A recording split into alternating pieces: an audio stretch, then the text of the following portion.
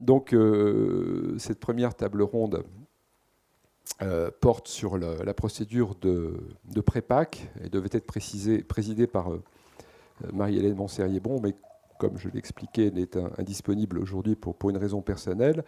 Donc je la remplace au pied levé. Donc je veux accueillir dans le cadre de ces tables rondes Ondřej Vondrasek, qui est docteur de l'université Charles de Prague, qui travaille à la DG Justice de la Commission européenne dans l'unité d'Andreas Stein, et qui est l'un des auteurs de la proposition de directive. C'est bien ça. Ensuite, donc, c'est bien ça, hein, rassurez-moi. Oui. Bon. Donc, Ondřej Vondrasek va nous faire une présentation de la directive dans un premier temps. Je pense que Judith, on va pouvoir projeter son... vous avez un texte, vous aviez prévu un texte? Il y a un texte qui est prévu, Nine? Bon. Ensuite, je donnerai la parole à Ivo Meinhard Willroth, qui est, que vous connaissez tous, je pense, hein, qui est Rechtsanwalt et surtout président de l'EIP, mais qui a également des responsabilités au sein d'INSOL International, INSOL Europe et au sein de l'American Bankruptcy Institute.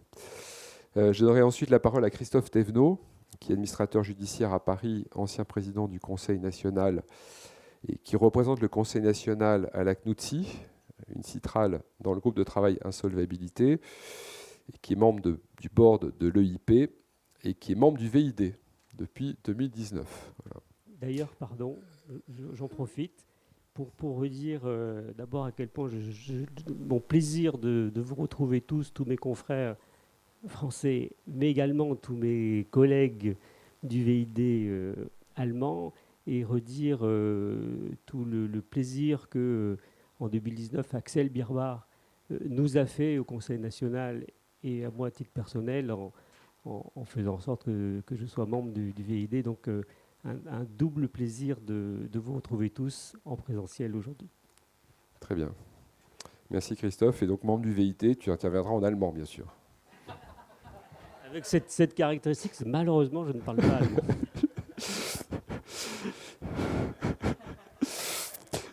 Et donc je donnerai la parole ensuite à Bart Hennings, voilà, qui est belge, voilà, spécialiste également des procédures d'insolvabilité, de restructuration, et qui a aussi une activité académique et professionnelle qui est très importante, et qui nous donnera le point de vue belge, hein, dans cette table ronde. Donc on aura une présentation de la Commission européenne, ensuite le point de vue allemand, le point de vue français et le point de vue belge. Je donnerai la parole à chacun d'entre eux. Ensuite, il y aura une discussion. Et puis, je laisserai le soin à la Commission européenne de conclure cette première table ronde. Est-ce que ça vous va? Bon, c'est mieux parce que c'est ce qu'on avait convenu hier. Donc, vous n'avez pas changé d'avis. Voilà. Bon. Parfait, très bien. Donc, Monsieur Vondrasek, je vous laisse la parole. Ça marche. Je vais utiliser celui-ci. Bonjour, madame et messieurs. Je vais donner ma présentation après en anglais parce que c'était la langue dans laquelle on a écrit la directive, mais s'il n'y a pas de discussion, on peut le mener en français. S'il y a des questions à l'allemand, c'est un petit peu difficile pour moi, mais s'il y a des questions en français, je peux les répondre en français. Je ne sais pas, je prépare une petite présentation. Je ne sais pas s'il va apparaître ici, pas. Je peux le faire aussi sans ça. Donc, maintenant change pour l'anglais, pour la présentation de ce qui est directive. I would like to today present you the proposal on harmonization of certain aspects of insolvency, which the Commission proposed in December 2022. I would like today to explain you rather the why we have adopted it, and rather from the bird's eye view than from the lower, and to see you the larger, bigger perspective which we have here in Brussels to see how the insolvency procedures could be harmonized. The proposal which the Commission adopted in December 2022, is now in the Council and in the Parliament, and it's the right time to present it. It's the right time to discuss it. It's the right time to inform the legislators, the Council and the Parliament in the following discussions, which will take definitely months. We hope that they won't take too many years. First, why we have engaged in the adoption of a new proposal on harmonization of insolvency, given that at the moment still 7 member states did not manage to transpose the previous restructuring and insolvency directive. Well, first, and that's first point when I come from the bigger economic and bird's eye view, it was largely driven by the Capital Markets Union communication, so by the financial world.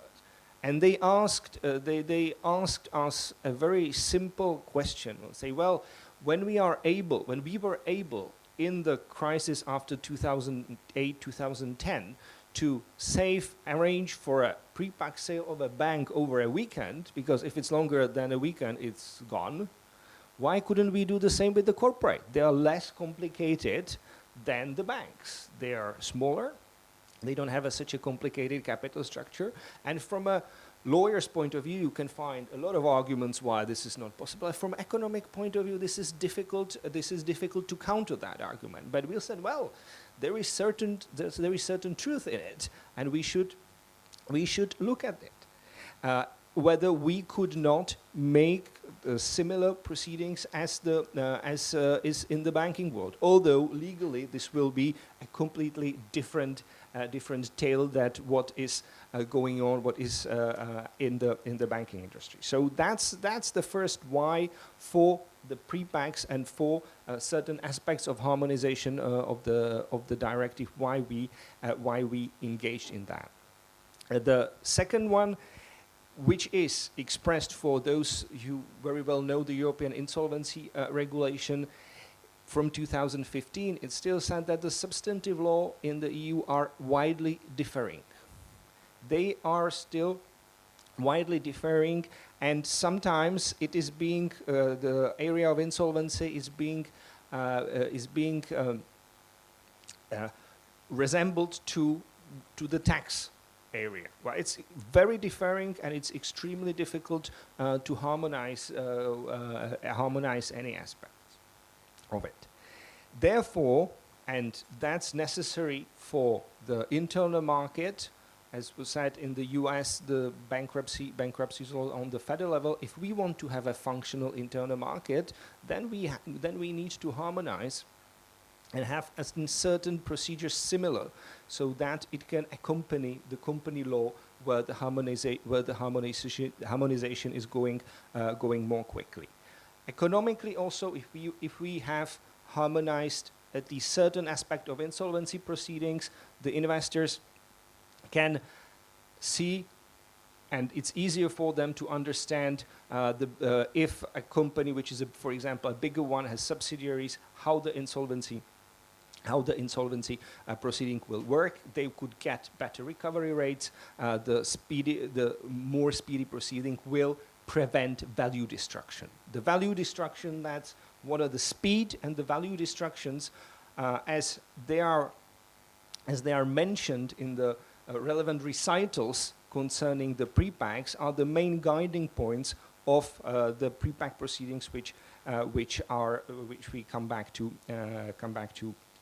later on in more details when we discuss the hows, not the whys. We have engaged, when we were trying to draft the proceeding, in a discussion on a wider number of subjects than only pre-packs. We have discussed the ranking of claims. The European Central Bank was a proponent of harmonization also of ranking of claims.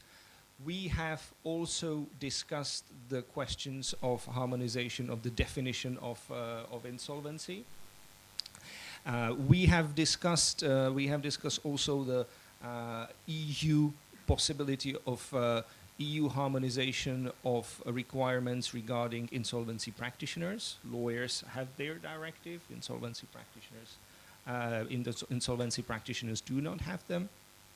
We have discussed also issues regarding interim financing and privileges of states in the ranking of claims, but these aspects we have not retained them for the harmonization, for the final proposal, for I would say two reasons. One, a general one, which is necessity and subsidiarity. There are always voices which say, well, you should have done a EU insolvency code, which would either replace national insolvency law largely or run next to the national insolvency laws. But this is, I would say, economically interesting, legally and constitutionally within the EU at the moment non-feasible. So we have also considered, so we have not we have decided not to do the unification because that would be too much and that probably would be the subsidiarity via regulation. We have considered also from the other part of the spectrum the recommendation and the way this happened in 2012, 2014, and there were internal discussions for the last 2 years. Shall we make recommendation? Shall we make a directive? Shall we make directive and recommendation? If you have read the Capital Markets Union communications, the word recommendation appeared there next to a directive.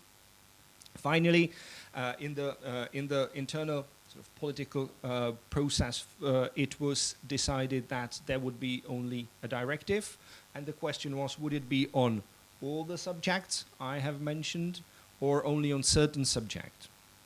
Finally, decision was taken to harmonize only certain aspects of insolvency law, not sort of all of them, not the whole shopping list that we have discussed in the expert group, for the reason that's the second one of so political feasibility, so that the proposal is not rejected upfront by the council or the parliament, and the work is not. It does not go directly to a dustbin. So trying to find out a reasonable proposal which would have chances to pass through, but on the other hand, which would regulate the main key points which are necessary for the internal market. Now, in order not to be long, I come more specifically to the pre-packs. Pre-packs are to a certain extent similar to what we have in the previous restructuring directive, from the point of view that certain member states absolutely do not know them. When we adopt the restructuring directive, a non-negligible number of member states came to us and say, "What is a preventive restructuring? We never heard of that." Whereas in certain member states, it's a practice in France, in Germany, in Netherlands, where it works perfectly, but it's a complete novelty for a non-negligible number of member states, the preventive restraint. The same goes with pre-packs. This is even a bigger novelty for even a larger number of member states. So we are coming with something which I would say is very bold, very courageous, very, very daring, because most of the member states, and I would say probably most of them, they have never heard of pre-packs. Never. So this we need to explain. That. It is sometimes when you come on a green grass meadow when there is nothing and you're trying to build that. It's sometimes easier to adopt it than in the council than for something that where there is already 100 years jurisprudence of different courts. The pre-packs we have tried. I was trying to compare it to something, and it's probably if an animal is limping, company is limping, but it's not yet dead. The question is, will we decide to kill it or will we decide to cure it? And for that reason, we'll say, well, if it goes to hospital, to the insolvency proceedings, usually the outer world considered it's dead. So therefore, we try to create with the pre-packs a special department before the hospital, the preparation proceeding, and inside the hospital. That goes quickly, and then trying to still cure the limping, animal. So that's something which we would like to introduce into all member states which are there, because there comes the second point, which was similar also to second point in which it is similar to the preventive restructuring from the bird's eye view. In number of member states, there was insolvency traveling, the creation of artificial forum shopping in order to get to a different member states to do the preventive restructuring. Same goes for pre-packs. We change the COMI, we artificially get to another member states to be able to do the pre-packs. And we in the Commission said, no, in each member states you should have the possibility to do the pre-packs. In the same way you have the preventive restructuring. So that's another reason to basically limit the insolvency tourism, which is a waste of money. It can hurt public interest, and is not conducive to an internal market.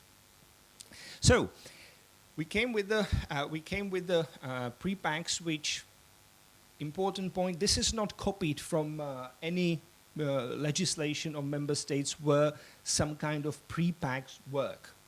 This was designed trying to see those member states where the pre-pack was. There you will be able to see similarities. For example, with French law, but it's not French law. You can see similarities, maybe with the Dutch pre-packs, but it's not the Dutch pre-pack. It's a self-standing procedure which doesn't copy anything. Also, it takes an inspiration. So it's a completely new one. The two leading ideas behind that, which I mentioned, are avoidance of value destruction. So the avoidance of the value destruction as one of the leading objective is to prevent the sale and attribution of the price within the insolvency. So the preparation price, which is aimed at getting the best price for the enterprise in difficulties, is not an insolvency liquidation procedure, because as soon as you're in the insolvency liquidation procedure, the price will start to be extremely volatile and will be basically a stress sale. So that's why when we created the pre-packs, which have the preparation procedure and the liquidation procedure, try to put in the first one, still before formal insolvency procedure, the process to find the best bid to acquire the enterprise in financial difficulties. The second point, speediness. We wanted to avoid the problem of what we call melting cube. The company which is in difficulties and can be safe, if it takes too long, as I said with the bank, if it's not sold in 2 days, it's gone. This is probably not 2 days, but if it takes for months, it's gone. It needs to be done, we say, in a range of weeks. So therefore, if there is then the approved public, if there are public auctions, we have made 2 weeks, 4 weeks, 4 weeks time periods for realization, for example, of this public auction. We have created the role of a monitor, which is an invention which for the moment doesn't exist anywhere under EU law. The person who should try to find the best bidder and possibly also administer the proceeding in the liquidation phase. We have tried to ensure that there is a single court within the member states which deals with the pre-pack. Once there starts to be more than one court starts to be competent for the issues for the pre-pack and the related issues, it takes too long. It needs to be done quickly, so within a court. We have clarified the relationship with the directive I always forget the number relating to the transfer of undertaking and transfer of employees in relation to the latest Haploic case, which was ruled by the European Court of Justice to consider the liquidation part of the pre-packs as a bankruptcy proceedings, which then allows for using the exception which is in Article 5.1 on the directive. So create a self-standing process of sales of enterprise, this including the transfer of employees, which would have a differing regime from the regime where an undertaking and the employees are transferred outside of the insolvency. For the preparation phase we have used, as I said, the preparation phase is sort of preventive restructuring light. We have there the stay of the proceedings, which is referred to back to the restructuring directive, the debtor in possession, so that the company can run. We have there the executory contracts, which then go also for the liquidation procedure. So that's basically before going to the hospital. This still the preparation process, finding the bidder,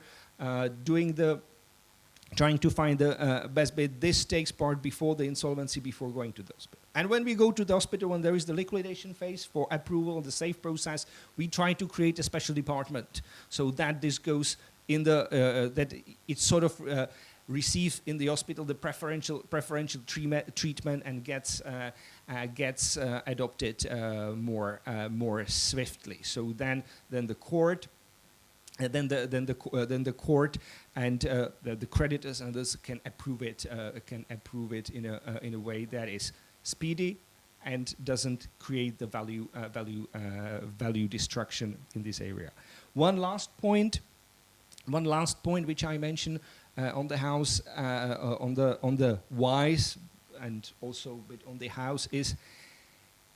There are member states, and it's particular. I would say France, which in this respect have specialized courts where you have the institutional setting for pre-packs, for preventive restructurings, whereas in number of other member states, the one I know best, Czech Republic, where I'm coming from, but also another, this doesn't exist. You don't have specialized judiciary which would be able to deal with these cases. So in case you put a lot of obligations on the courts, it will work somewhere, but it will not work in those member states where the institutional capacities for these type of proceedings are not made. So, in order to have a working unit, we need to deal with member states where the institutional capacity exists, as well for this. I mean, it exists everywhere, but I mean for this, for the pre-packs. It doesn't, but also with member states where it doesn't exist in this way, in this proper setting. We hope it will work.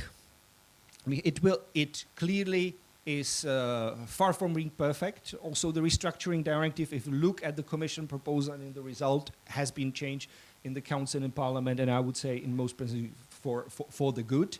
So we will now clearly have a number of months, and I would say lower amount of years, hopefully not more, to basically enhance the process, enhance the pre-packs, do their necessary modifications if needed, and try to make this something which somebody said in the Haplo case, the pre-packs were given new life.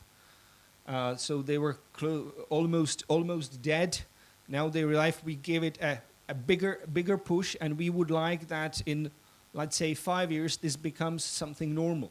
As where preventive restructuring was mostly unknown, now it's becoming something which is normal.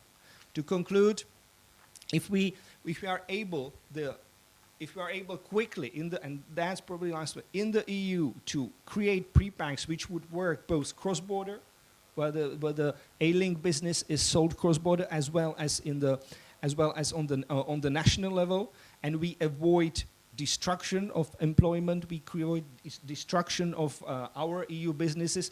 It will make us stronger also at the international level towards the main competitors, the US or the emerging economies. If we, on the other hand, will continue to destroy our businesses in case they are in financial difficulties, this will also hurt our competitiveness at the international level. Thank you very much for your attention, and I hope we will have a fruitful discussion on the details of it.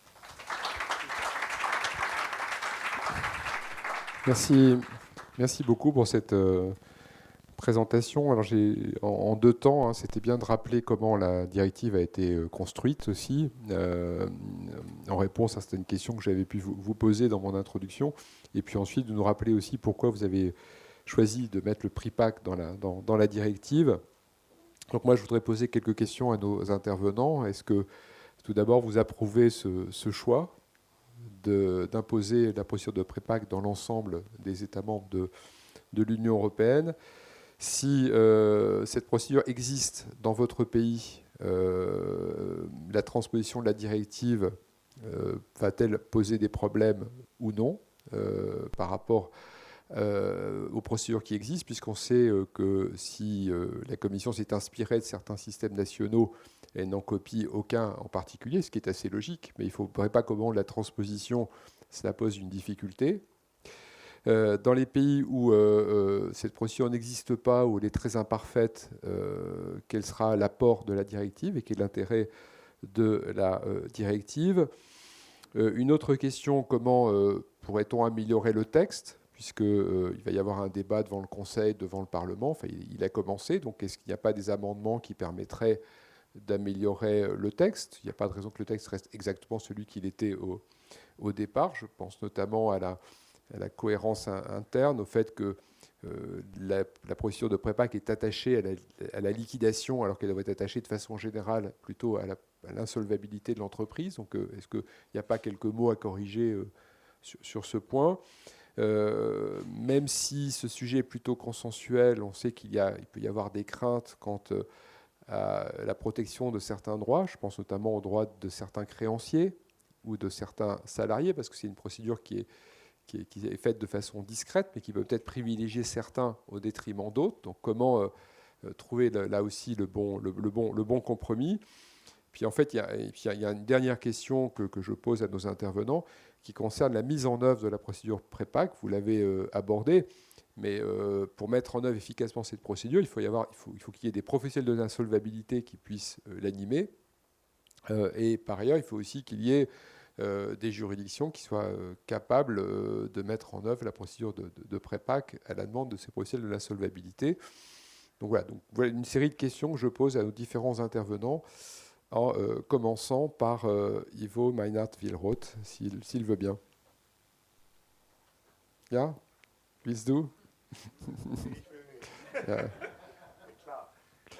Mit un micro.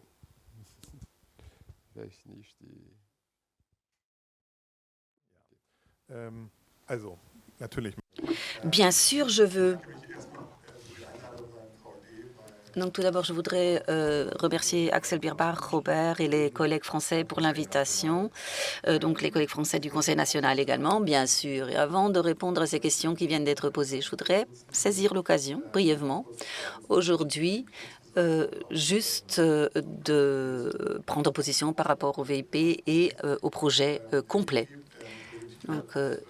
Donc, 12 États membres, en particulier 15 associations membres, avec 5 000 administrateurs judiciaires au niveau européen, la seule structure d'organisation qui existe sous cette forme-là en Europe, et nous soutenons en règle générale tous les titres qui sont présentés, ainsi que le PRIPAC, bien sûr. Et je voudrais maintenant saisir l'occasion également pour nous positionner clairement concernant le titre 6, à savoir les micro-entreprises et procédures relatives à celles-ci, donc le régime spécial concernant les micro-entreprises. Donc, quant à ce point, qu'on se positionne par rapport au fait qu'on ne le soutient pas. Je voudrais, avant de revenir au prix PAC, encore donner une brève introduction. La Commission ne voit pas que dans 4 États membres, la France, l'Allemagne, l'Italie, la Hollande, nous avons des systèmes qui fonctionnent déjà. Et donc, réglementer un marché qui existe et fonctionne déjà et où 80% des procédures vont tomber, donc dans les pays baltes, ce système a déjà existé sans administrateur et c'est allé droit contre le mur. Donc, la réglementation peut ouvrir les portes aux abus.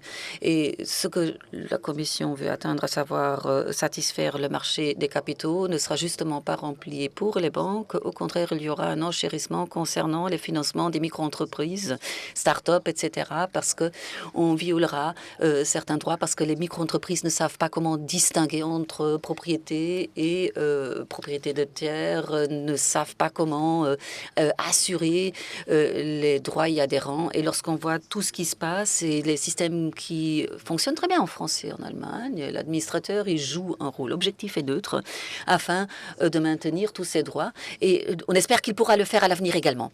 Et donc, on se positionne clairement contre ce point. Tous les autres points trouvent notre soutien, mais nous voudrions demander à la Commission européenne de réfléchir à nouveau ce point-là et prendre en compte la question s'il est utile de poursuivre cette voie. Et puis, je viendrai aux questions, le prix PAC en particulier. Oui, nous soutenons le prix PAC. Nous voyons toute une série d'avantages qui ont déjà été mentionnés aujourd'hui.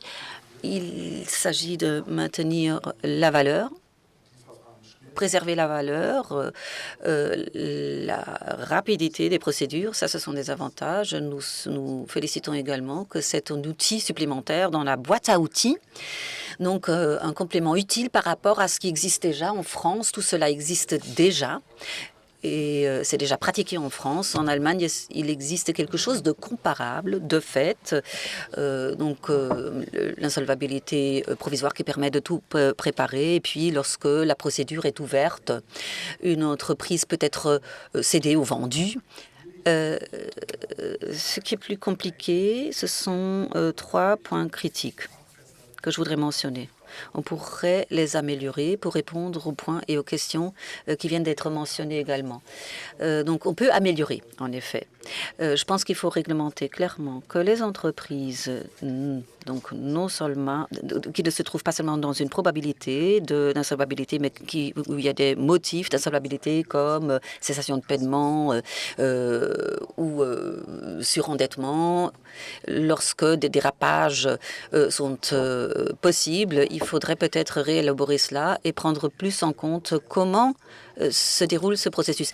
Est-ce que la transparence est donnée pour les créanciers? Je pense que les droits des créanciers dans ce processus doivent être renforcés. Les créanciers doivent être plus impliqués. Les créanciers doivent avoir l'opportunité de participer. Et les créanciers principaux, en règle générale, connaissent la situation de l'entreprise.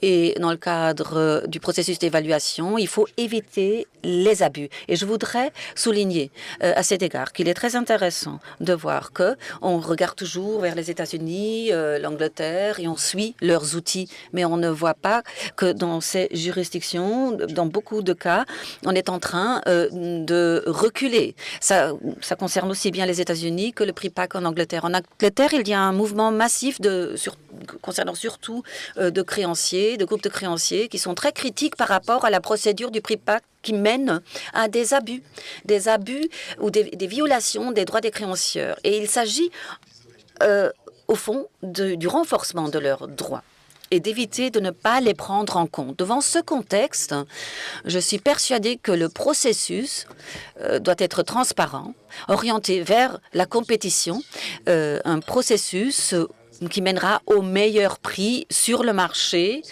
Et ce processus doit être clarifié. Je pense que c'est possible.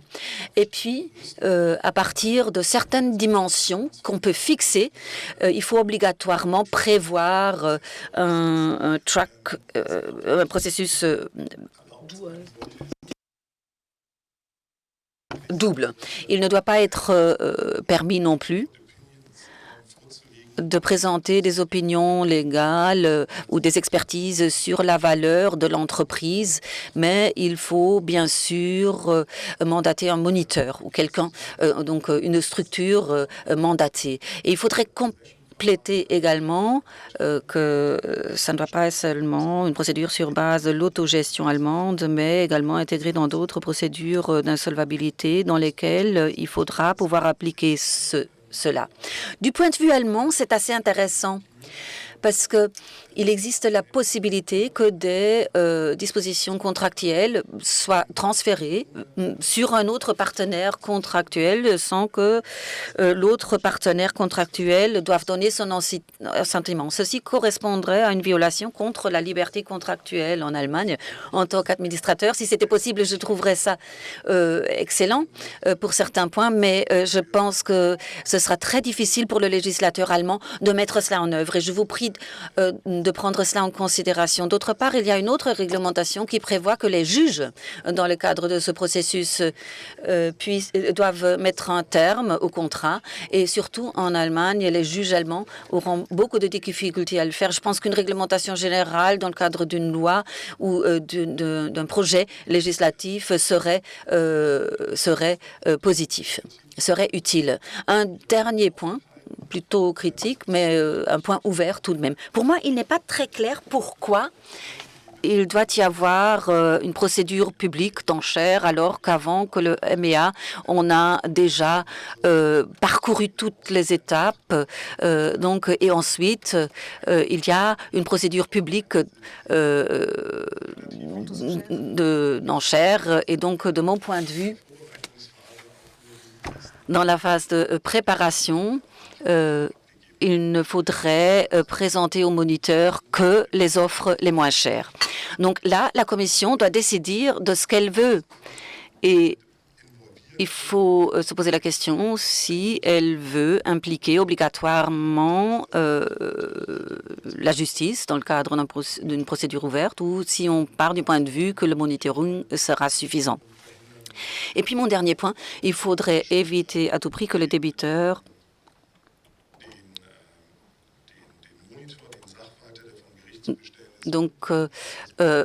amène lui-même le moniteur ou l'administrateur judiciaire qui doit être désigné par le tribunal. En effet, puisqu'il doit être objectif. Car dans cette situation déjà, et le marché le montre, dans cette situation déjà, pour lui aussi, ce sera très difficile si ce sont des acteurs de l'autre côté qui vont accompagner ce processus de vente du côté du débiteur, avoir une fonction consultative. Ce sera difficile de maintenir une certaine objectivité. Donc, il faut absolument qu'il soit choisi par le tribunal. Merci beaucoup. Vous avez parfaitement tenu les 10 minutes. Donc, vielen Dank. 7 Minuten. Je vais maintenant donner la parole à Christophe Thévenot, puisqu'on a évoqué le modèle français qui, avec le modèle néerlandais, a pu inspirer la Commission européenne. Donc, quel est le point de vue français sur cette procédure ?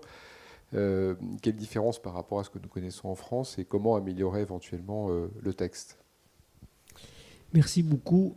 Je vais faire comme Ivo, je vais faire un tout petit préambule sur EIP, European Insolvency Procedure, juste pour dire que c'est un outil formidable dans lequel de nombreux pays européens sont présents et dans lequel Ivo tient une présidence exemplaire. Donc bravo Ivo, je profite de notre assemblée pour le dire publiquement.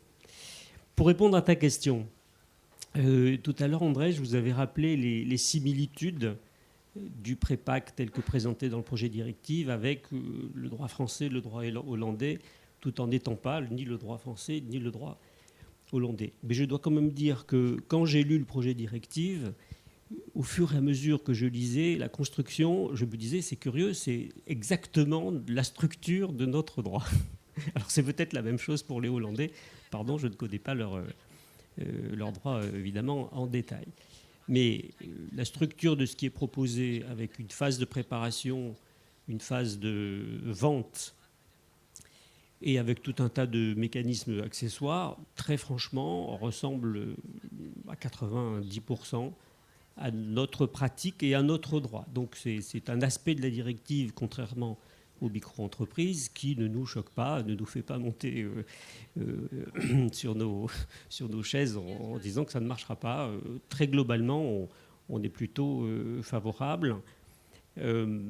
Et dans ce mécanisme, je rebondis sur une dernière remarque qu'a fait Ivo sur la faculté offerte par la directive que le tribunal ouvre une nouvelle procédure d'enchère, un nouvel appel d'offres. Il faut rappeler que, en termes de processus de négociation, ça va conduire les candidats à faire des offres très basses, parce qu'ils vont se dire j'ai le risque que le tribunal réouvre un nouveau délai, un nouveau processus, et donc je fais une offre basse, je me positionnerai plus tard. J'entends le point, je le partage même d'un point de vue intellectuel, parce que les raisonnements peuvent être ceux-ci. Cela dit, dans la pratique française, donc le tribunal a cette faculté d'ouvrir un nouvel appel d'offres. Il le fait souvent. Pour autant, lorsqu'il y a un candidat extrêmement sérieux qui s'est positionné en amont, il ne modifie pas son offre, c'est-à-dire qu'il ne fait pas une offre basse pour aller ensuite sur une offre élevée. Il fait une offre sérieuse dès le début. Mais vraiment, j'entends le point. Techniquement, ça se défend. Alors, donc je disais, les similitudes sont extrêmement fortes avec notre droit. Pour le coup, le prépack est introduit dans nos textes depuis 2014. Et la raison pour laquelle le prépack est un bon outil, c'est vraiment le fondement. Vous en avez évoqué plusieurs, ceux de la libre circulation des marchés de capitaux, de l'investissement, auxquels très personnellement je ne crois pas du tout. Par contre, la vraie et bonne raison, c'est que ça préserve la valeur d'une entreprise dans un ongoing concern, pour prendre un anglicisme, en valeur de continuité d'exploitation, parce qu'on prépare cette cession dans un cadre confidentiel. Et un processus compétitif, comme l'a évoqué Ivo tout à l'heure, ne veut pas forcément dire un processus public. C'est même parfois l'inverse. Et un processus M&A traditionnel, qu'il s'agisse d'une entreprise moyenne ou d'une entreprise plus importante qui a les moyens de payer les services d'une banque d'affaires, le process de recherche de candidats ne consiste pas à passer des annonces dans les journaux, mais à contacter les candidats les plus susceptibles d'être intéressés par l'activité, la part de marché, l'outil de production, et ceci en confidentialité. Et cette confidentialité, et tous les praticiens qui sont là partagent cette opinion, participe à la préservation de la valeur au moment où on passera à la phase de cession.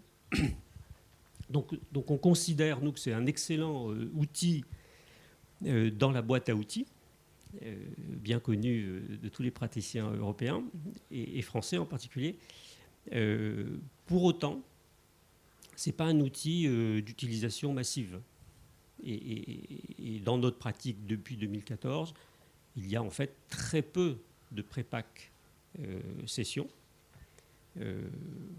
Et lorsqu'il y en a, la plupart du temps, les tribunaux examinent l'offre présentée par l'administrateur qui a été désigné en amont comme conciliateur, effectivement dans une procédure de type préventif, mais avec cette mission particulière de chercher des candidats. Et donc, la plupart du temps, les tribunaux disent « Ok, on va examiner l'offre extrêmement rapidement, d'ici 2, 3, 4 semaines. » Donc, on est vraiment sur une affaire de semaines. Mais on va quand même laisser la possibilité à d'autres candidats potentiels de présenter une offre qui n'auraient pas été contactés, qui n'étaient pas au courant et qui, soudain, apprenant qu'il y a une opportunité, veulent se manifester. Donc, le tribunal français peut réouvrir un appel d'offres avec une date limite dans ce délai très court de 3 ou 4 semaines qu'il aura fixé. Et je rappellerai que dans notre droit également, en tout état de cause, même si le tribunal ne décide pas d'ouvrir un appel d'offres public, n'importe qui peut déposer une offre 8 jours avant l'audience qui doit examiner ses propositions. Donc il y a toujours une possibilité théorique, pratique aussi, de faire en sorte qu'un candidat qui n'aurait pas été touché et qui est susceptible de faire une bien meilleure proposition puisse la faire. Donc le jeu n'est pas fermé d'entrée, même s'il est préparé en amont, de sorte à optimiser la solution, c'est-à-dire la valeur de la reprise, mais la valeur aussi non monétaire, c'est-à-dire la préservation de l'activité et de l'emploi qui va avec. Alors, il y a quelques questions, j'allais dire de principe, qui sont tout de même soulevées par le projet de directive du point de vue français. Et puis, j'aborderai quelques questions techniques. J'ai 5 ou 6 points. J'irai assez vite. Donc, il y a un point de principe, c'est qu'il faut rappeler que les procédures préventives et les procédures d'insolvabilité en France donc, se divisent en des procédures préventives que nous appelons conciliation, des procédures d'insolvabilité que sont le redressement judiciaire et la sauvegarde. Et ces deux procédures, en tout cas le redressement judiciaire, peuvent aboutir à un plan, c'est-à-dire on a retourné l'entreprise et elle peut rembourser ses dettes sur une période longue, ou elle peut aboutir à une cession. Et la cession, c'est celle dont on parle dans le prépac. Et puis il y a une troisième phase, qui est la phase de liquidation judiciaire. Donc dans notre système, les cessions, qu'elles soient en prépac ou qu'elles soient après l'ouverture d'un redressement judiciaire, donc qui sont des procédures de réorganisation et qui ne sont pas des procédures de liquidation, donc ces cessions-là se font dans cette phase, redressement judiciaire ou ou prépac. Une fois que j'ai dit ça, il faut rappeler que la liquidation judiciaire en France, comme dans d'autres pays, représente entre 70 et 80% de toutes les procédures. Voilà. Une fois que j'ai dit ça, dans le projet de directive, on a une terminologie qui concerne la preparation phase, en anglais, pardon, parce qu'effectivement le texte, je l'ai d'abord lu en anglais, du coup, mais tous mes travaux sont en anglais. Donc la phase de préparation. Et puis ensuite, la phase de réalisation, elle est placée dans une terminologie anglaise, mais traduite aussi en français, en liquidation, phase de liquidation, liquidation phase, winding up phase, qui ne correspond pas du tout à la pratique française. Et donc notre suggestion forte, c'est de modifier ces termes-là en parlant de phase de préparation, preparation phase, et ensuite de insolvency proceeding, disposal phase, implementation phase, mais pas liquidation phase.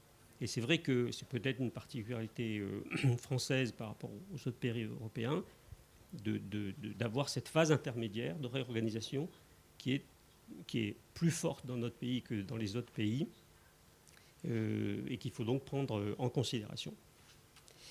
Dans le même ordre d'idées, il était inscrit dans le projet directif que les critères de choix de l'offre doivent être les critères de la liquidation phase ou winding up proceeding. Donc, exactement par cohérence, il faudrait préciser que ces critères sont ceux de la insolvency proceeding, de la procédure d'insolvabilité.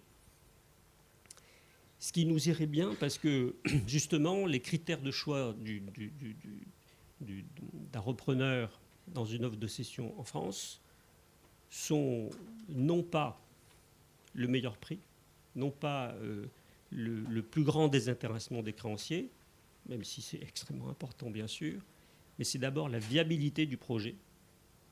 Est-ce que le repreneur choisi va assurer la continuité d'une exploitation sur, sinon plusieurs décennies, en tout cas plusieurs années, dans l'environnement économique incertain qui est le nôtre.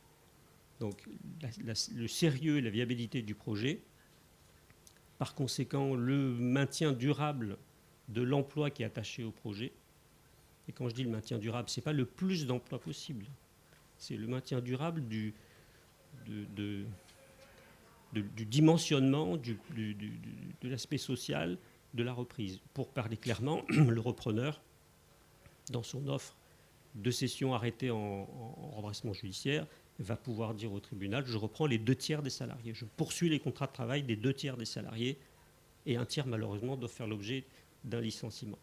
Et donc ce qui est demandé dans nos critères à nous, c'est que ces 2 tiers-là soient maintenus durablement. Et enfin, le prix évidemment, qui va désintéresser les créanciers, est le 3e critère. Mais c'est l'ensemble. Et dans le projet de directive, on ne parle que du prix qui désintéresse les créanciers, ce qui est un regret de notre point de vue, qui pourrait être écrit, on va dire, d'une autre façon. Donc ça, ce sont vraiment, je pense, des points assez structurants que j'appelais tout à l'heure de principe. Et j'ai 2-3 petits points techniques qui sont plus secondaires. Dans le projet de directive, la phase de préparation peut impliquer, et vous l'avez dit tout à l'heure, c'est une phase de prévention, similaire à la phase de prévention du projet de directive sur la restructuration préventive, et donc peut impliquer un stay, une suspension des poursuites. Mais dans le projet de directive de décembre 2022, il est indiqué, comme condition de ce stay, lorsque l'entreprise est en cessation des paiements, insolvency, ou une cessation des paiements probable, likelihood of insolvency. Et donc pour nous, j'avance un peu, s'il fallait transposer, ça poserait une difficulté, puisque dans notre phase de prévention, qui sert de réceptacle à la préparation, le stay est possible, il n'y a aucune condition d'insolvabilité. Et la seule condition d'ouverture de cette phase de prévention, c'est rencontrer des difficultés que l'entreprise n'est pas susceptible de surmonter. Donc c'est beaucoup plus large. Ce serait un point de frottement qu'il faudrait vérifier. Un autre point technique, c'est sur le transfert des contrats ou la terminaison des contrats. Dans le projet de directive, il y a certaines limitations au libre transfert des contrats, et notamment les contrats de propriété intellectuelle. Ce qui, à notre avis, du point de vue de praticiens français, pose une difficulté sur l'effectivité ou l'efficacité, finalement, de la cession. Pour dire les choses autrement, notre droit permet le transfert des contrats par jugement du tribunal et s'impose au co-contractant, qui n'a rien à dire, quasiment sans aucune limitation. Et en ce qui concerne la rupture des contrats, là aussi, le droit français permet cette rupture. Il y a un peu plus de limitations, de protection, si je puis dire, mais l'ordre public ou l'ordre économique public l'emporte sur le droit des contrats. Et je sais que c'est une difficulté pour le droit allemand, puisqu'il vaut évoquer même un problème peut-être de constitutionnalité de ce genre de difficultés. Donc, nous, notre requête, c'est qu'il n'y ait pas de limitation, finalement, à l'efficacité de la cession, en empêchant de pouvoir transférer des contrats nécessaires à la poursuite de l'activité. Et il y a un autre point qui, à mon avis, n'est pas tout à fait traité par la directive, c'est les droits de préemption dont peuvent bénéficier des parties. Alors, la directive précise, le projet de directive précise qu'il ne devrait pas y avoir de droit de préemption accordé aux candidats, ce que je comprends. Ce serait même un peu contre-intuitif, donc là-dessus, aucune difficulté. Mais pour ce qui concerne les droits de préemption préexistants à des tierces parties qui ne sont pas candidats, le projet de directive nous dit qu'il faudrait inviter ces parties qui ont un droit de préemption de faire une offre. On devrait les inciter à faire un bid, à faire une proposition.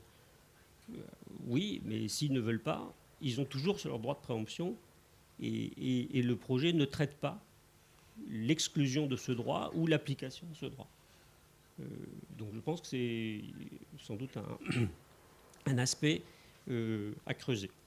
Enfin, dernier point, mais pour finir sur une note un peu humoristique, j'ai découvert ce mécanisme du stalking horse en anglais, donc le maintien de l'offre initiale qui sera apporté par le monitor, donc l'administrateur de l'insolvabilité.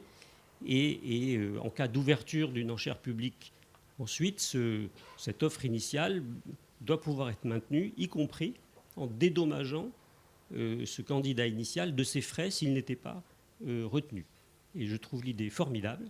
Donc j'espère qu'on pourra la mettre en œuvre, y compris dans notre droit rapidement. Voilà, merci. Je pense que je suis dans le délai, Daniel. Merci beaucoup. Merci beaucoup, Christophe. Je vais maintenant donner la parole à Bart Hennings pour le point de vue belge, sachant que la Belgique va se trouve au cœur de notre sujet, en fait, pour au moins 3 raisons. D'abord parce que nous sommes à Bruxelles, mais ça va de soi. C'est assez évident. Vous n'attendiez pas après moi pour vous faire cette remarque. Mais la deuxième raison, c'est que le rapporteur est belge au Parlement européen, parce qu'il s'agit de Pascal Arimont, que vous avez la chance déjà de rencontrer.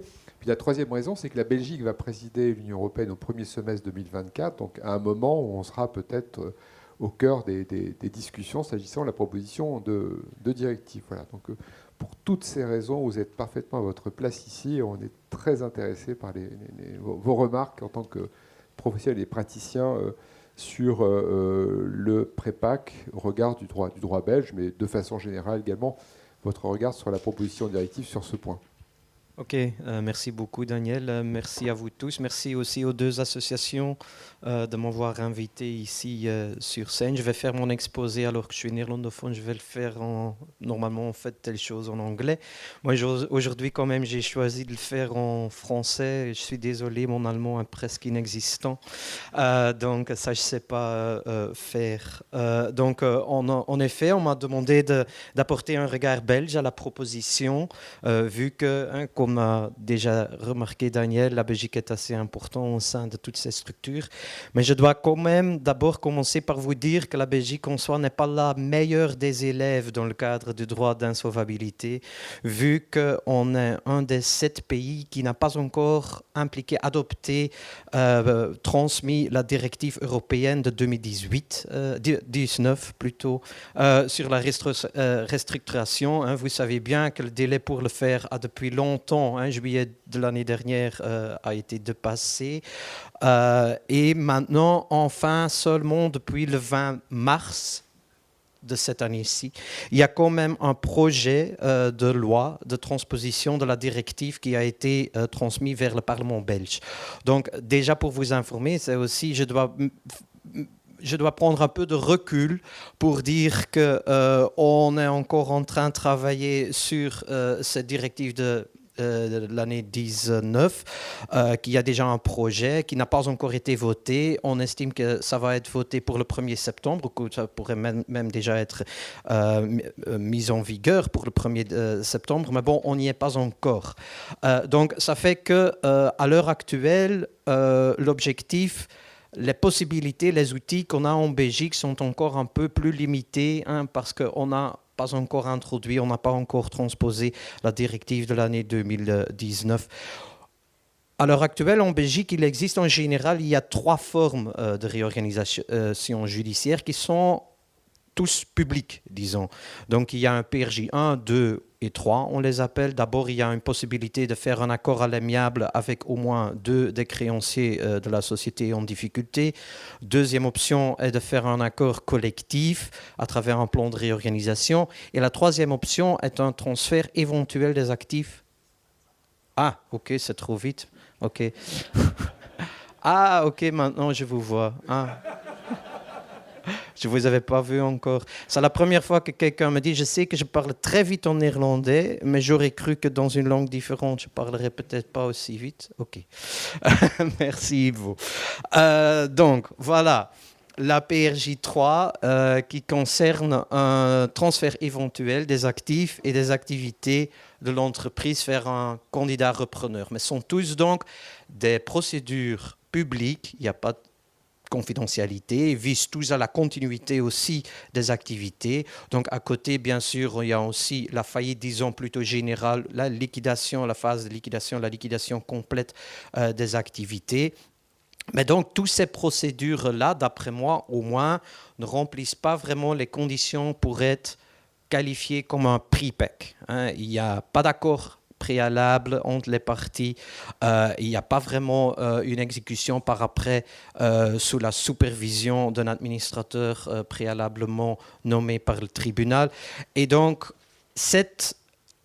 l'absence de telle procédure de pre-pack préalable, de phase préparatoire aussi, a depuis longtemps été perçue comme une lacune dans le droit belge. Qu'on se disait, bon, c'est un outil vraiment manquant qu'on n'a pas encore dans notre système. Bien sûr, maintenant, avec le projet d'abord de la transposition de la directive de 2019, ça va changer. Mais d'abord, déjà, aussi, on a, comme vous tous, déjà souffert de la pandémie Covid, et à ce moment-là aussi, le législateur s'est dit déjà, bon, on va apporter, comme dans les plusieurs pays aussi de l'Union européenne, on va bien sûr apporter du soutien aux entreprises, mais on pourrait aussi bien introduire un accord préparatoire aussi dans notre système belge pour les entreprises en difficulté. Donc c'est déjà là, en 2021, que le législateur a introduit un système dans le système actuel du droit belge, dans le livre 20, qui est le code d'insolvabilité, et qui a introduit un système, disons, de pre-pack, mais seulement pour les PRJ 1 et PRJ 2. Donc seulement pour pouvoir exécuter par après un accord à l'amiable avec quelques créanciers ou un accord collectif avec un plan de réorganisation pour tous les créanciers. Donc pas pour ce qui concerne vraiment un transfert des activités ou des actifs. Donc ce n'était pas vraiment un pre-pack en soi dans le cadre d'une telle réorganisation. D'abord aussi, en mars 21, merci encore Daniel, en mars 21, c'était prévu que ce système ne restera en vigueur que pour 2-3 mois seulement. Vous vous souvenez encore, on croyait bien en 2021-2020 que la crise Covid serait terminée après quelques mois. On avait vraiment tort malheureusement. Et donc on croyait bien, bon, on va introduire un tel système juste pour quelques mois. Après, ça a été prolongé la dernière fois jusqu'à septembre de cette année-ci, aussi parce qu'on prévoit déjà entre-temps, bien sûr, d'introduire, de changer le système belge pour aussi y appliquer la directive de 2019. Donc, c'est ça que je vous disais déjà, c'est le projet de loi qui est maintenant sur la table du 20 mars, qui prévoit aussi, comme avait déjà été fait pendant la crise Covid, une PRJ 1, une PRJ 2, tout avec une phase publique et avec une version dite privée. Donc, il y aura de différents outils. Les outils restent un peu la même chose, mais il y a de différentes versions de ces outils-là qui seront introduits aussi dans le droit belge. Donc, une version publique et une version privée, alors que le transfert judiciaire, donc la PRJ 3, existera encore, mais aura seulement une version publique et sera seulement fait, qui était aussi une des remarques déjà qui a été évoquée du côté français, elle aura seulement une version publique, mais ne sera plus considérée comme une réorganisation judiciaire au fin de la continuité de l'entreprise, mais plutôt aussi dans le cadre de la liquidation et avec une faillite ou une liquidation subséquente après la telle procédure. Ainsi, comme vous le savez, le législateur belge a voulu remédier aux remarques du cours européen concernant Placers, Haypack, ça a déjà été évoqué. J'étais concerné, moi, dans la réorganisation qui a conduit à l'arrêt Placers. Et bon, si vous voulez en savoir plus, il y a un panel à Insel Europe Annual Conference. Je peux quand même faire un peu de publicité. Annual Conference d'Insel Europe à Amsterdam. En octobre, il y a un panel aussi qui parlera juste seulement de ça. Mais donc, avec ce projet de loi, la législation belge évoluera plutôt aussi vers un système de pre-pack. Aussi, elle introduira pour la première fois une phase dans le cadre de la liquidation de la faillite, une préparation privée d'une faillite qui sera donc un nouvel article dans la loi où il y aura d'abord la demande d'être déclaré en faillite. Donc là, c'est une grande différence déjà avec le projet maintenant, la proposition de la Commission. Mais là, il y aura d'abord le débiteur qui demandera d'être déclaré en faillite, mais qui demande encore d'abord la possibilité pour voir s'il y a sur le marché des repreneurs intéressés pour ces activités. Et donc, c'est seulement après qu'il y aura la liquidation de l'entreprise pour aussi préserver bien sûr l'emploi, ça a déjà été remarqué ici, et donc qu'il il y a d'abord ces deux phases. D'abord une phase de préparation silencieuse, préparation secrète, et le transfert qui n'aura lieu après la déclaration de faillite, donc dans le cadre de la liquidation. Donc comme ça, déjà, cette proposition, qui sera maintenant inclue dans le droit belge, se rapproche déjà beaucoup, je crois, à la proposition qui a été faite par l'Union européenne. Mais bon, d'après moi, et maintenant j'arrive à la proposition donc, de l'Union européenne, d'après moi, ce n'est pas vraiment encore la même chose. Parce que j'ai bien lu, j'ai bien compris aussi des autres intervenants et de la Commission elle-même, il y a quand même, d'après moi, quelques inconsistances dans la proposition comme elle a été formulée. Et d'abord, pour moi, à l'heure actuelle, ce n'est pas vraiment assez, trop clair si cette procédure, si cette phase préparatoire, si elle serait secrète, privée ou non. Parce qu'à plusieurs reprises, le considérant 25, par exemple, du projet indique qu'ils doivent garantir des normes élevées de compétitivité, mais aussi de transparence, de vraiment aller sur le marché pour aller rechercher des candidats repreneurs. C'est tout à fait logique, bien sûr, il doit y avoir une compétitivité. Mais bien sûr, ça, pour moi, veut aussi dire que cette phase déjà, la phase de préparation, ne restera pas secrète, ne restera pas confidentielle. Plus encore qu'il y a, comme vous le savez sans doute, il y a par exemple des institutions financières qui prévoient déjà dans leur loan agreement qu'il y a un devoir d'information aussi sur le débiteur qui doit informer par exemple les institutions financières s'il prend des démarches dans ce sens-là. C'est-à-dire donc qu'il y aura une information sur le marché sur ce qui va être préparé aussi déjà pendant la phase préparatoire. Et ça, pour moi, c'est un peu, je trouve, pas clair, trop clair maintenant dans le projet actuel. Est-ce que ça va rester privé ou transparent et dans quel degré?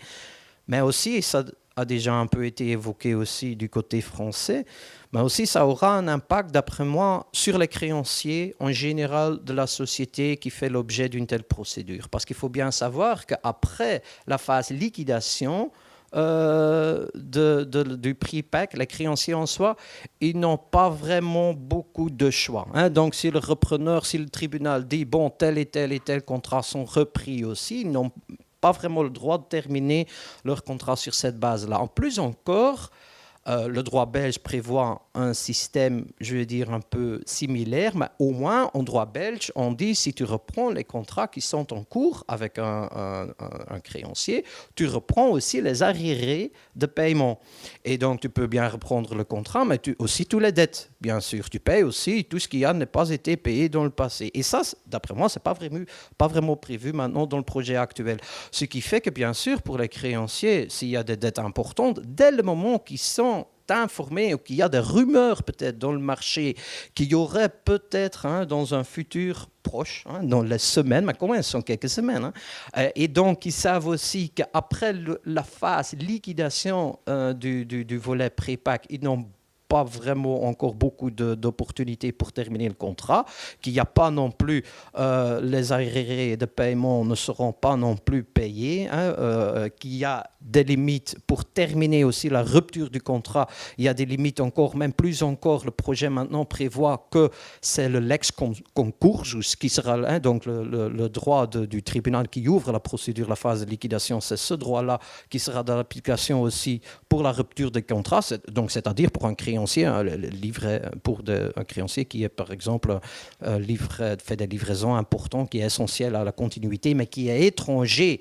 à la société, au débiteur, qui peut-être a prévu aussi dans ses conditions générales que c'est le droit anglais ou américain qui s'applique aussi sur son contrat. Non, lui non plus, il n'aura plus cette faculté-là d'appliquer son propre droit, ses propres conditions générales, vu que maintenant, le projet prévoit que ça ne sera que seulement le lex concursus. Donc, je veux juste dire, avec tous ces éléments qui sont importants pour les créanciers et qui limitent vraiment leur possibilité de terminer les contrats qui sont en cours, ça pourrait, avec toutes les rumeurs d'abord sur le marché, ça pourrait vraiment les mettre, pour déjà mettre fin au contrat auparavant, donc déjà dans la phase préparatoire. Et comme ça, je crains un peu, et on l'a d'ailleurs déjà vu ici en Belgique aussi, je crains un peu que comme ça, la proposition devient un peu autodestructeur ou autodestructrice, hein, qui veut dire, parce qu'elle veut bien sûr préserver les contrats, la continuité, patati patata, ça je comprends bien. Mais si bien sûr il y a des fournisseurs essentiels qui sont des créanciers essentiels de la société, mettre fin plutôt déjà dans la phase préparatoire, je crains que ça ne sera pas le cas. Voilà. OK. Ce sont quelques de mes commentaires sur le projet. Je vous remercie. Merci beaucoup. Et merci pour votre français qui est impeccable en fait, hein, qui est voilà, un peu rapide. Au début seulement, j'espère. Mais très très bien. Franchement, bravo. C'était parfait. Est-ce que dans la salle vous souhaitez réagir, poser une question avant que M. Vondrasek conclue notre propos. Donc, je vais vous passer. Voilà. Donc, ja, vielen Dank für die anregenden Beiträge. Merci beaucoup pour ces contributions très intéressantes. Je suis André Brebleski, je viens de Francfort, du conseil d'administration du board de Ligue Métal. Donc, c'est l'organisation syndicale qui représente ce secteur d'industrie, l'IG Métal. Donc, beaucoup a été dit.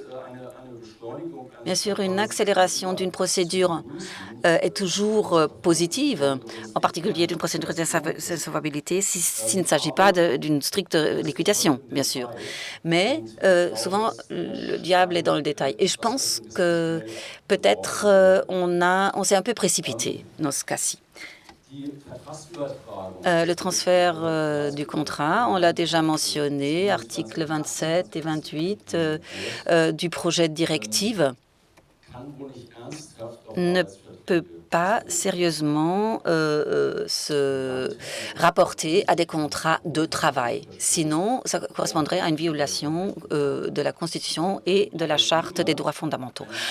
Un travailleur qui a une relation de travail avec un employeur, donc l'impliquer obligatoirement, à mon avis, n'est pas possible, n'est pas pensable. Ça, c'est la critique la plus importante que nous voudrions formuler de notre point de vue. Sinon, la participation, l'implication des créanciers, ou en d'autres termes, la participation, implication de ce qu'on appelle les stakeholders, parce que nous avons aussi des représentations de travailleurs syndicalisés en Allemagne. Donc, cette participation, implication des créanciers ne pourrait pas être exclue si, sans participation de créanciers, on nomme le moniteur qui ensuite sera l'administrateur de la procédure. Donc, en d'autres termes, en Allemagne, nous pouvons exercer une influence sur le comité des créanciers avec les représentants des travailleurs. Nous avons une influence sur la personne de l'administrateur. Et d'après le projet, c'est menacé et c'est peut-être même exclu. À mon avis, ce serait donc un recul par rapport à l'implication et la participation de ces stakeholders. Merci. Je remercie Stefan Sage. Je viens du Bundesverband der Deutschen Volks- und Raiffeisenbanken, des banques coopératives allemandes, donc Association des banques coopératives allemandes. Je vous remercie pour vos contributions très, très intéressantes. Cette table ronde qui a reflété de nombreuses positions. Je voudrais reprendre quelques idées qui ont été exprimées. Tout d'abord, M. Vondracek. Vous avez donné un aperçu général au départ. Alors, je voudrais faire une remarque critique qui ne vous concerne pas en tant que personne, ou M. Stein ou vos collègues, mais c'est plutôt une critique fondamentale concernant la décision politique fondamentale. Vous avez dit que c'est né de l'union des marchés de capitaux. Certains savent peut-être ici qu'il existe cette union des marchés de capitaux, mais également une union bancaire. Et alors, si on parle de l'harmonisation du droit d'insolvabilité, on devrait peut-être le faire dans le cadre de l'union bancaire. Il s'agit de liquidation, il s'agit de sauvetage d'institutions qui sont menacées. Et là, nous avons la discussion concernant également l'assurance par rapport aux dépôts, donc le maintien, la garantie des dépôts. Et maintenant, on a ce message politique qui concerne l'union des marchés de capitaux, mais celle-ci ne contient, mais si on voit le projet, cela ne contient pas du tout de règles concernant ces marchés de capitaux. Et la directive telle qu'a été présentée, je doute fort que la Commission européenne ait cette compétence sur base des traités de l'Union européenne, ce qui ne veut pas dire que la Commission européenne n'aurait pas du tout de compétences dans le cadre de l'insolvabilité. Il y a des réglementations matérielles aussi concernant le droit d'insolvabilité, par exemple une directive sur la sécurité de solvabilité qui existe déjà depuis longtemps. Mais ce qu'on présente ici témoigne plutôt d'une volonté politique d'aller un pas plus loin et de s'approprier une compétence au lieu de résoudre des problèmes. Car des problèmes, si les investisseurs n'investissent pas dans d'autres pays, lorsqu'il n'y a pas une telle réglementation, cet argument est un peu artificiel. Et empêcher le shopping, par exemple, là, il y a d'autres réglementations qui pourraient être utiles à le faire que celles que vous avez présentées. Je voudrais également reprendre ce que M. Technor a dit. Vous avez dit que cette procédure PRIPAC, ça vous fait penser au système français. Nous aussi, certains points dans ce projet de directive nous rappellent notre système allemand. Donc, il ne faut pas s'y opposer parce qu'on connaît cela, nous sommes familiers avec cela. Mais la question, vraiment, c'est de savoir est-ce qu'on veut poursuivre sur cette voie de continuer à développer le droit d'insolvabilité sur cette voie, ou est-ce qu'on ne veut pas avoir au départ une description exacte du problème et ensuite chercher la solution, au lieu de proposer la solution d'abord pour ensuite se pencher sur les problèmes. Je vous remercie. Paweł Kuglarz von der Anwaltskanzlei Tatara. Bonjour, avocat. Également, moi aussi, je suis d'accord avec ce que vous avez dit. En Pologne, nous avons une procédure PRIPAC depuis 7 ans, comparable au système français et américain. Alors, un point. Je voudrais mentionner 3 points. Un point, ce que M. Wróblewski a mentionné, à savoir les droits des travailleurs. 30% des procédures de PRIPAC ont été mises en œuvre par notre cabinet. Et ça, c'est la question Gretchen. Comment maintenir les emplois? Et la procédure PRIPAC sert justement à cet objectif de maintenir les emplois. Parce que sinon, si l'entreprise déclare sa faillite, les emplois ne sont pas du tout assurés. Donc, c'est tout ou rien. Donc, sinon, on va dans une direction de l'opération qui a réussi, mais le patient est mort. Et la procédure PRIPAC doit justement éviter cela, prévenir cela. Et l'évolution en Pologne, donc là, on a d'autres critères d'appel d'offres, d'autres critères qui ont plutôt tué le PRIPAC. Et le déclencheur, c'était la Belgique, on peut le dire, parce que la Belgique et la Hollande, ça c'était la base pour la jurisprudence de la Cour de justice européenne qui a été mal interprétée en Hollande. Et là, on a introduit donc des conditions et vous connaissez la suite. Un aspect très, très important que vous avez mentionné aussi concerne vraiment le fait de voir quelles parties ont des droits de préemption. Et je pense que cette idée, c'est une très bonne idée, ça me plaît beaucoup. Il faudrait vraiment le faire. Et il existe également une grande distinction entre la procédure PRIPAC et MAA. Donc, je ne suis pas du tout d'accord avec ce que Bart a dit, parce que sinon, si tous les contrats devaient être repris avec toutes les dettes, alors on n'a plus de procédure d'insolvabilité, c'est un M&A. Mais pour le PRIPAC, il s'agit justement que l'entreprise assure les droits des travailleurs et que l'entreprise puisse donc maintenir l'emploi. Et un autre aspect qui n'a pas été pris en compte en Pologne, c'est le remboursement des frais par rapport au premier investisseur. Parce que si lui, il fait des avances et les frais ne sont pas remboursés, alors tout ce processus serait empêché de fait. Donc je dirais que en XVIIIe siècle, le roi français, Louis, roi du Soleil, voulait c'était le 17e, je pense, voulait absolument être poète. Et alors, il a demandé au poète à sa cour, mais comment vous aimez mes poèmes? Vous êtes omnipuissant, vous pouvez tout écrire, vos poèmes sont mauvais, mais vous êtes omnipuissant, donc vous pouvez vous le permettre. Et le projet de directive, à ce point-là, est également un poème réussi. Mais des réglementations particulières pour des micro-entreprises, c'est un mauvais poème. Donc j'espère qu'on trouvera le bon poète. Merci beaucoup. Écoutez, je vais donner la parole au Roi Soleil pour conclure notre table ronde. Donc, Monsieur Vondrasek, merci en tous les cas pour les contributions de la salle. Elles sont vraiment intéressantes. Elles ont bien complété les interventions de ceux qui étaient ici dans le cadre de la table ronde. Et donc, pour tenir les délais, cher Axel, voilà, en 5 minutes, une conclusion de M. Vondrasek. Merci beaucoup. Je vais essayer de répondre partiellement aux questions qui étaient posées parce que la réponse complète sera ici encore pour quelques minutes ou une dizaine de minutes. Tout d'abord, comme le débat était assez vif, je dois dire, c'est pas beaucoup de bruit pour rien, c'est beaucoup de bruit pour, je m'oserais dire, une grande chose. Je me permets de dire au moins avec le prix-pack, on a touché aux cibles. Donc c'est quelque chose qui est nécessaire, c'est quelque chose qui sera pas facile à amener à la conclusion à la fin, mais c'est quelque chose dont on aura besoin en Europe sur le marché intérieur. Pour la question qui était un petit peu plus particulière, tout d'abord, on doit délimiter le territoire. C'est pourquoi il y a certaines conditions, probabilité d'insolvabilité. S'il n'y a pas de conditions, est-ce qu'on parle toujours d'un transfert d'un prix-pack d'une entreprise saine ou est-ce que nous sommes dans le territoire d'une entreprise malade?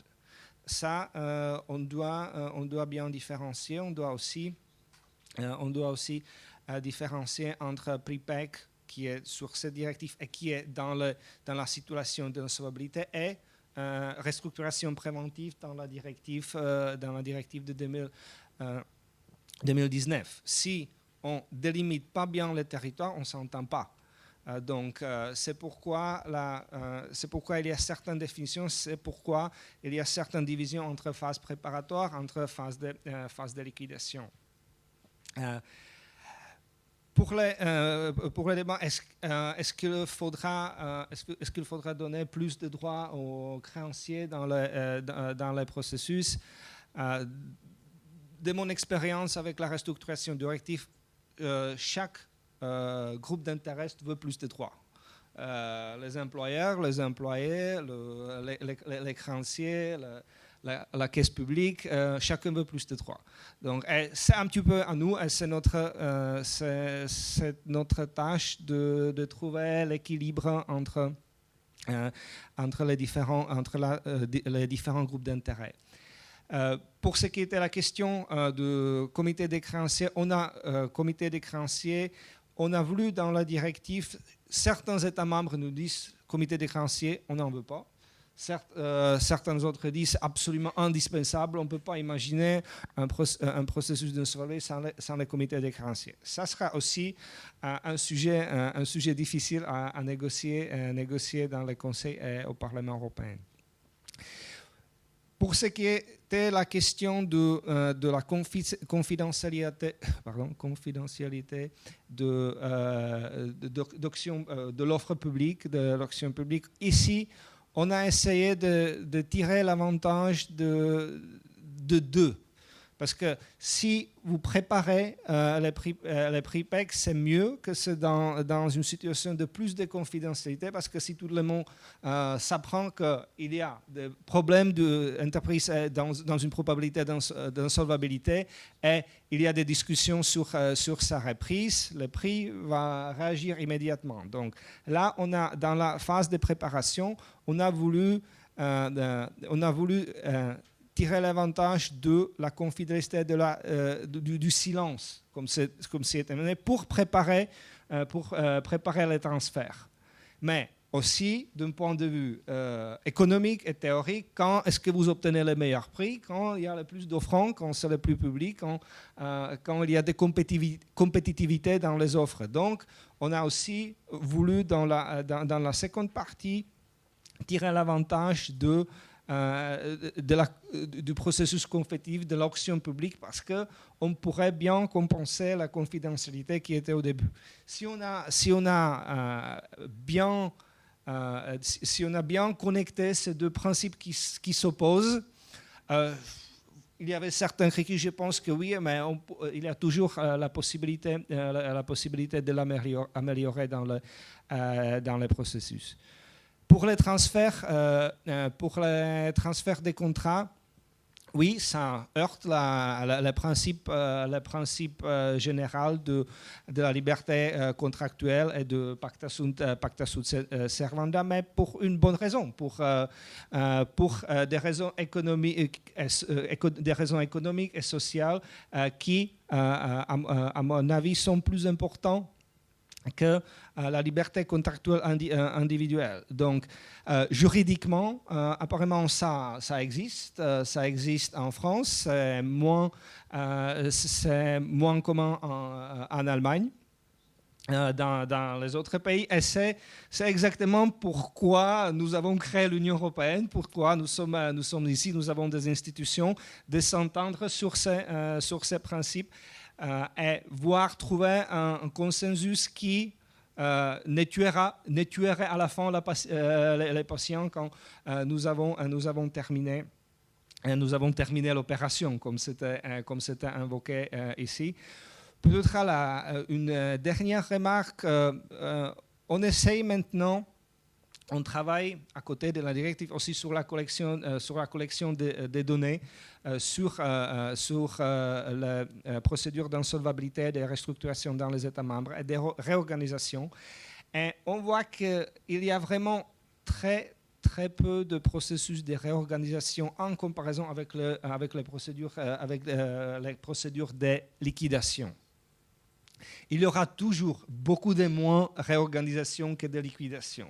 Mais vraiment, quand on voit quelques données préliminaires, je pense que l'enjeu qu'on veut donner au PRIPEX, qu'il soit discuté, que ce ne soit pas une discussion entre des initiés, mais une discussion globale, une notion, un outil qui sera utilisé, que la direction est bonne et que l'enjeu qu'on en a donné, c'est un enjeu dans une bonne direction, parce que ça sera, je pense, après plusieurs années, ça sera quelque chose qui sera normal. Ce ne sera pas quelque chose d'exception, mais quelque chose qu'on pourrait, au niveau européen, sur les marchés intérieurs, considérer comme un processus normal de sauvegarde de l'entreprise sans perdre la valeur, pour préserver la valeur de l'entreprise,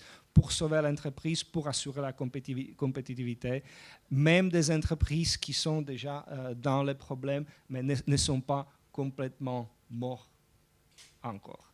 Merci beaucoup pour votre attention. Et mes collègues suivront après dans les discussions qui seront après. Mon collègue Paul Chirani qui est à côté, et aussi à la fin vous aurez aussi Monsieur Andreas Stein, notre chef d'unité qui va s'exprimer sur d'autres choses. Donc, je pense que ce ne sera pas un Stein qui sera versé dans l'eau, comme vous avez invoqué. Merci beaucoup.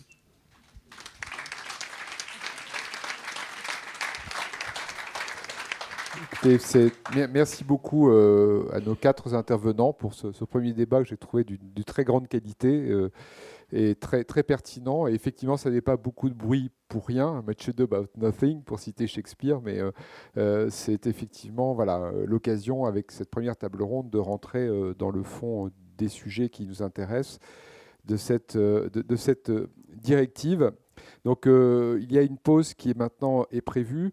Et alors, j'ai un problème, Axel, parce que dans le programme français, c'est marqué pause, et dans le programme allemand, c'est marqué café pause. Alors, est-ce que les Allemands veulent bien nous partager leur café? Oui. Bien. Vielen Dank. Merci à tous et merci aux intervenants de la table ronde.